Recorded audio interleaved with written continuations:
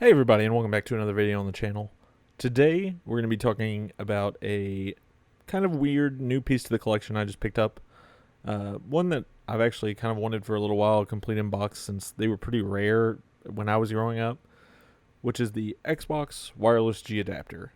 So this is a wireless adapter for the original Xbox, and the original Xbox kind of came out at the perfect time to take advantage of consumers getting access to broadband in areas that they didn't before. When everybody used to have dial-up and things like that, the internet and internet gaming were starting to take off around that time. So it was kind of like a perfect storm, especially as users started getting more and more access to wireless in their homes too. So the Xbox kind of went along with the idea that Dreamcast started with, which was a console built around an online experience. Dreamcast obviously came out just a little earlier than that really was going to come about. And obviously the Dreamcast only has a dial-up port on the back, to whereas the Xbox went ahead and created one with broadband support.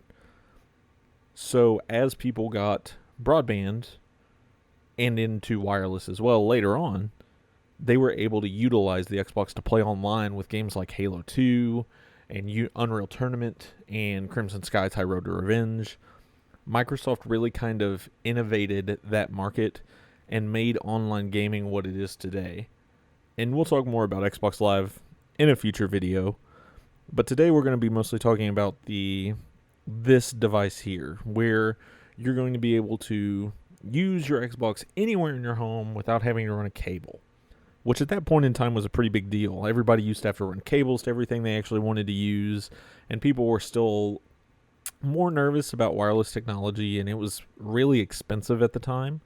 As you can see here, this device when it was new was $140, which, in the mid 2000s was, quite a bit of money when you could buy 3 games for that price. So this was really only adopted by people who really just felt that they didn't want to run a cord through their home. As you can see on the front of the box, it talks about the adapter itself, how it can add your Xbox to your high-speed wireless network in your home, the convenience of playing on any TV without having to run the cord to it, easy Xbox installation, which actually is really true, as we'll go in more on here in a minute, as well as the leading wireless security, which at the time was just standard. Obviously now that's behind in the times, as well as the full compatibility with 802.11g standard, which G is ancient now by all metrics. And then we have the back of the box, which talks about the unparalleled easy networking, which, like I said, we'll go more on in with like the actual installation and how it worked here in a minute, as well as the breakthrough performance and obviously just a bunch of hype words to get people excited about adding their Xbox to a wireless network in their home. And 802.11g was okay. I mean, it was really good at the time, but when you think about it now, like, you really would just want to cord your Xbox. Like, you would really just want to plug it in with a hardwire because that's going to be more stable. But I assume this was for more of people who just really did not want to do that. So in the box, you have the device itself, which has the Xbox kind of logo on top. Obviously not the green circle logo, but just kind of the text logo, as well as the 54 megabits per second in the corner. You have 3 lights up front to show you like indications of if it's attached to wireless, if it's plugged into the Xbox, if it's got power, things like that. So pretty standard stuff. On the back, you have your 2 Xbox Ethernet port, the power port, and a reset button. So not too much back there either. It's a pretty straightforward device, relatively easy to use, hard to mess up. Then in the box here you have your power cable, as well as the user guides and the disc.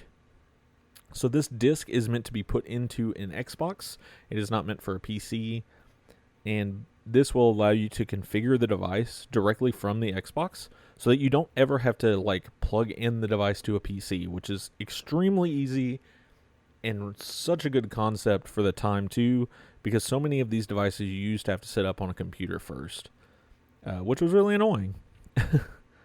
And then, of course, you have your quick start guide, which kind of shows you diagrams and information about how to use the device. Plug it into your Xbox, of course, and then just follow the disk instructions. It's probably more instructions than you really need, but they're there. And then, of course, a full user guide, which we won't really get into because it's really just a longer explanation of what we just saw.